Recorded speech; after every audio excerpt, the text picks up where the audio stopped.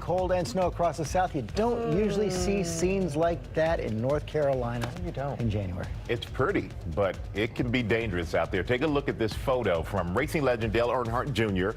He was helping people who drove off the road in North Carolina, then says minutes later he actually crashed into a tree. Oh, but thankfully he's okay. Yeah, and if somebody like that who can control the car the way he can crash, it can happen to anybody. That's a good point, Michael. There's what the roads look like in North Carolina, what he was dealing with. The snow, the ice, those cold temperatures could lead to yet more trouble. Ginger, it's getting dangerous out there. Oh, is it ever? And just uncomfortable. Baton Rouge, Louisiana dropped to 14. That is the coldest in 29 years. You're looking at a frozen fountain in New Orleans. And check this out, guys. Destin, Florida, that's the Gulf of Mexico with sea smoke coming off. That's how cold it was. The Gulf of Mexico was steaming. Now this morning, Tampa has dropped sub-freezing for the first time in 7 years. So it does not happen every single winter. Certainly doesn't always feel like 0 in Atlanta or Greensboro, North Carolina at 1. The wind chill is 1 where you are, Marcus Moore, and we are so grateful you're out there for us this morning. Good to be here, Ginger. Good morning to you. You know, the effects of this winter storm are expected to impact travel again today here in this part of the country. And look at this. This storm dumped several inches of snow here in Greensboro, North Carolina. Look how it's all around us here. And look, it has piled up high on these bushes. Just an incredible sight to see this morning. And it's also packed along the roadways here. And the Highway Patrol here in North Carolina says they responded to nearly 1,600 crashes on Wednesday. But this winter storm caused chaos across several states.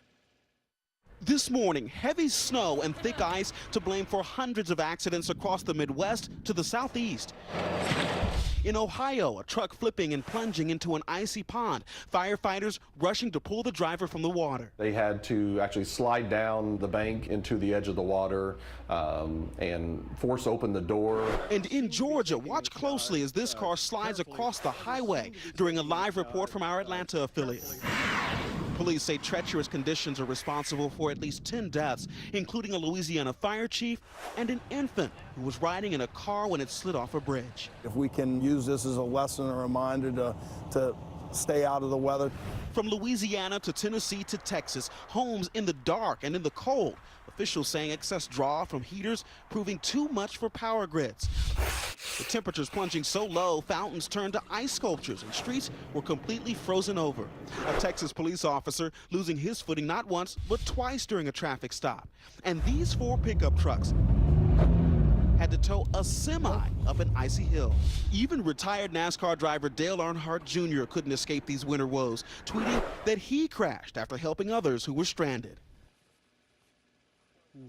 And officials expect there to be some melting today here in this part of the country as the temperatures are expected to rise above freezing, but only for a short time, Robin, because those temperatures will then dip right back below freezing again tonight. So the threat of a lot of this snow melting and turning into ice is still a real concern today. Refreezing. Okay, Marcus, thanks so much, Michael. All right, thank you, Robin. It's not just on the ground, it's also in the air. This Arctic blast is creating a real nightmare for travelers, affecting hundreds of flights across the country this morning.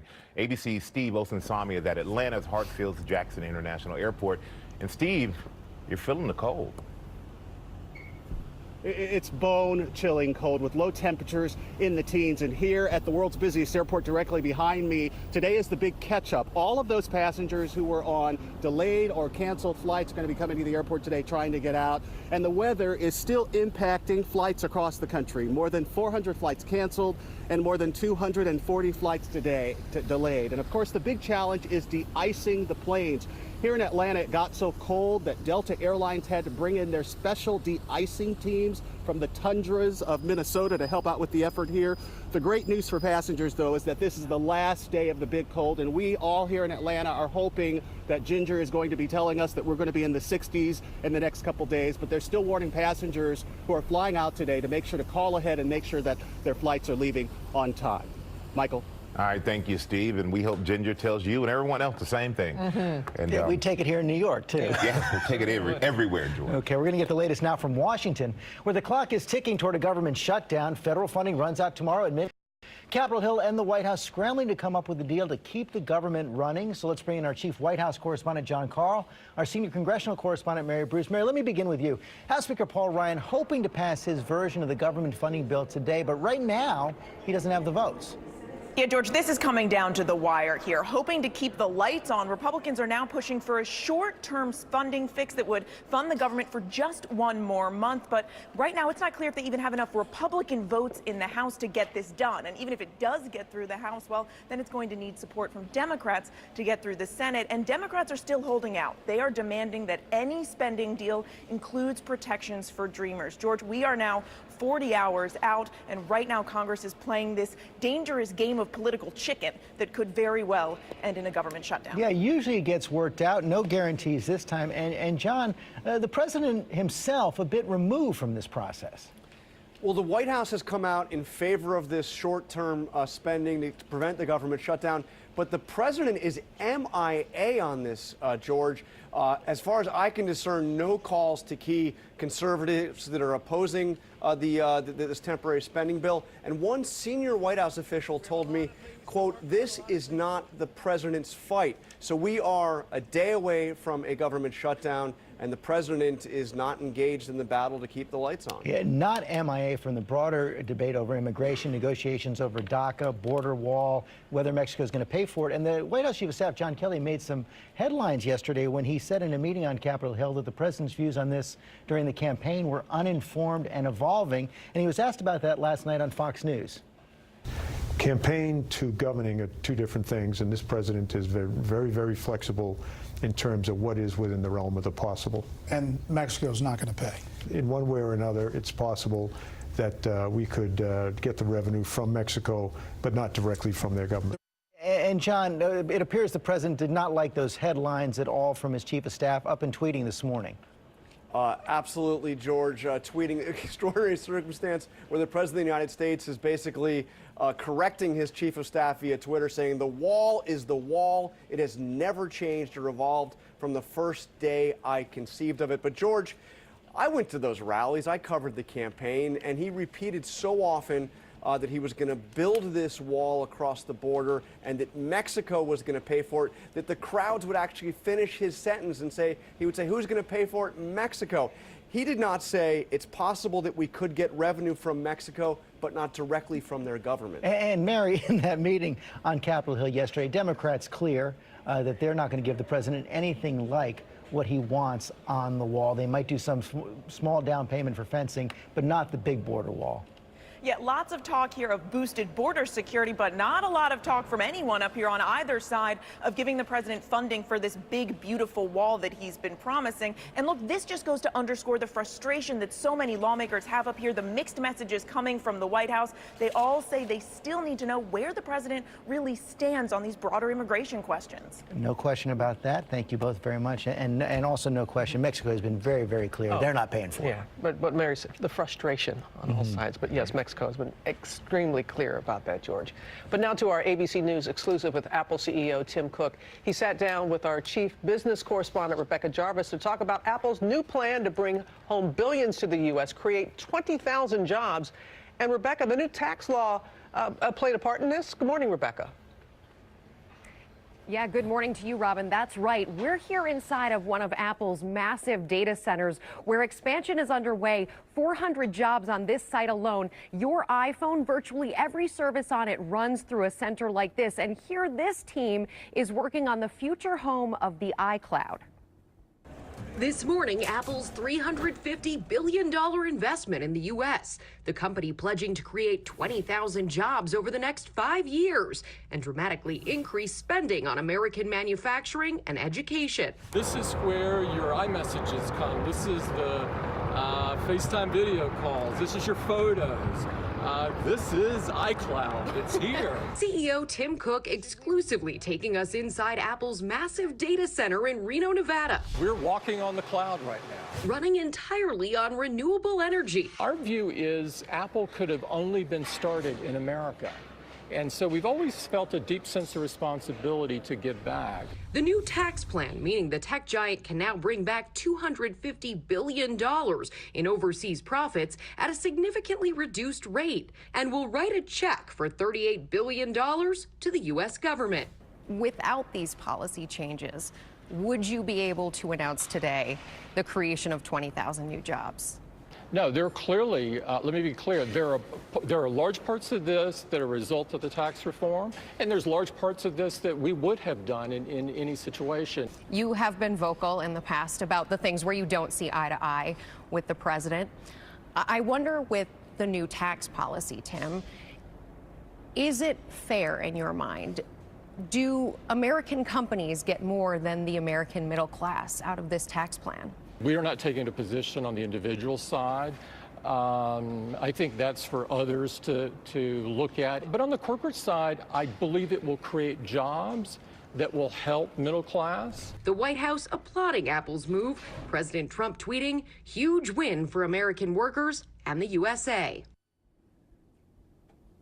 I also asked about those recent battery issues and whether Apple was clear enough with its customers that it was needing to slow down some of those phones. Tim Cook, the CEO, told me that he deeply apologizes for the issues. He said maybe the company could have been clearer. And Robin, he says that Apple puts every user at the heart of everything it does. Robin? Always good to hear from Tim Cook. Safe travels home, Rebecca. Thank you, Michael. Now to the flu epidemic, straining healthcare systems coast to coast. Fears are growing over how quickly it's spreading and turning deadly, and ABC's Adrian Bankert is here with the very latest. Boy, this is getting bad, Adrian. You know what? It's especially deadly among children, Michael. According to the CDC, at least 20 kids have died of the flu this season. And this morning, millions of families are on edge watching for symptoms. Michael Messenger's mom noticed her 12-year-old son suffering flu-like symptoms during dinner, so she took him to the hospital, where they gave him fluids and told him to rest. The next morning, she found him struggling to breathe. The only way I can describe the way he looked is he looked like a fish out of water, a fish trying to breathe. He later died from what his family believes was the flu. The guilt, because I'm a mom, I'm supposed to protect my kids. And I couldn't protect him. Michael had received a flu vaccine, and even though there is no official ruling yet on his cause of death, the medical community is bracing itself for how to deal with this increasingly deadly epidemic that often has little warning. 40-year-old Katie Thomas was sent home from an urgent care clinic with a flu diagnosis. 48 hours later, she was admitted to this hospital, where she died within just 18 hours. Her family says days earlier, the mother of 3 and fitness enthusiast was ice skating with her kids. It just happened so quickly. We were just in shock. It's been devastating. Her family tells ABC News they believe Oxley Thomas had received the flu vaccine. We've been seeing record volumes pretty much daily, and it's been all hands on deck. Hospitals overwhelmed and waiting rooms overflowing. This is what we work hard, this is what we train, and this is what we're here for. And the CDC doesn't keep track of all flu deaths, just pediatric cases, and each state reports differently, so the numbers of patients and sadly deaths will likely go up again. Michael? All right, thank you, Adrian. And California has been hit particularly hard. San Diego County had 51 new flu-related deaths just last week. Let's bring in Dr. Alan Hansen. He's the emergency room medical director at Palomar Medical Center outside of San Diego. And Dr. Hansen, thank you for joining us. And you say this year's flu is absolutely different than years before. Why is that? Well, what we're seeing is that the number of cases really has spiked much earlier in the flu season than we normally see. In fact, it really spiked just after the Christmas holiday, and we saw record volumes just right after that. And there are so many cases coming in that you've actually had to bring in traveling staff to help you guys out. Well, what we do every year, we prepare for these high volumes and expect that. This year, we plan to have 17 additional travel nurses that have come to help from all over the country. And really, that's something we prepare for every year. And it's been particularly necessary this year with the high volumes that we're seeing. And we've been hearing about seemingly healthy people. All of a sudden, they get sick, and they're even dying from the flu. And it's happening so quickly, so fast. Why is that happening so fast? Well, you know, it's not clear at this time why it seems to be more virulent and more infectious. What we are seeing is just higher volumes of cases, and that may be part of it. Really, the predominant people affected, though, are the young and the elderly with more medical conditions. And what about the hospital workers? They're around the flu all day, every day. What are you guys doing to keep them safe? What kind of extra precautions are you taking with the hospital workers? So the biggest thing is, everyone is required to be vaccinated, and that is the biggest protection you can have. But all the standard precautions with hand washing and wearing masks are the best thing that we can do to help keep our workers healthy when they're working these long hours, taking care of these larger number of patients. Well, Dr. Hansen, thank you, and thank you for the work that you're doing out there in California to try to keep everybody as healthy as possible. Thank you so much. And boy, this epidemic is taking over. And you got to so serious. Precaution. Take precautions. Okay, thank you, Michael. We're going to go now to that sea rescue we showed you at the top of the program. Being called the first of its kind. We're going to see these two teenagers. They were caught in a rip current in Australia this morning when emergency crews sent out a drone to save them. You see it right there. They flew over the teenagers, dropped a life raft. Wow. Yep, and the kids were able to grab onto the life raft and swim to safety. It's a great use of a drone. Yeah, Drones used for good. Yes, absolutely. Love seeing that. Well, we know that it's summer in Australia. We just saw that, but that's about Not so much. Yeah, not here. No. Tampa, Florida this morning. There are accidents because of black ice. They've dropped to 29 degrees, first time since 1981. And you're seeing up to a foot of snow in parts of North Carolina this morning. This video is from Durham. This is from a snowball fight at North Carolina Central University, where they're making the best of it, staying safe and enjoying it. So that's great news. But let me tell you, 54%, more than 54% of the nation is covered in snow, and a lot of that comes from the south. Look at that Mississippi. Check out all of Tennessee covered in at least a dusting of snow. Kentucky for sure, and as you go north, obviously, a little bit more. But that's a lot of snow, guys, and we don't always see that. That cold, though, I have some good news. If you don't like it, it's going away. So's the snow. Look at this. By Saturday afternoon, we're talking 50s all the way up the East Coast. Your local weather in 30 seconds. First, though, we'll go ahead and get the wind chill forecast brought to you by Burlington. We always come to Burlington to buy our coats. And we also come to give them back, to help those in need. Can't beat the brands, the styles. And when we donate a coat at Burlington, we get 10% off our entire purchase. It makes buying coats here even more meaningful. Bring in your coats. I recommend you all go in your closets, grab a coat, and let's make this the warmest season ever. It's getting a little cold outside, so I wanted to remind everybody to go and donate a coat. Donate your coats. Make sure you donate your coats. Thank you. Go now to any Burlington store to donate a coat and join our coat drive. Today, our coldest day in our 7-day forecast, and probably for the rest of the year. Now, we're starting out in the teens. We'll have sunshine around the area today, so that snow melting. But with the wind, it will feel like we're much colder in the lower 20s to lower 30s by this afternoon, with that high temperature just under 40. Next chance of rain, not until Tuesday morning, and it's going to rain throughout the entire day, too, probably getting about 3/4 of an inch of rain. So enjoy the weekend, get the car washed. Highs in the lower to mid 50s with sunshine. There's the rain next week, and look at those higher temperatures. One way to make the snow and cold look interesting, and that would be in Austria with a huge snow-nado. Oh. That snow whirl. Beautiful. Sounds like Sharknado. Didn't hurt anybody. Like a Snow-nado, Sharknado. Okay, I didn't know it was real. Who knew? Thank you, Ginger. Coming up, was it a hate crime? What the 20-year-old who's accused of killing that Ivy League student reportedly told investigators. And the parents accused of holding their 13 children captive are now heading to court. We recently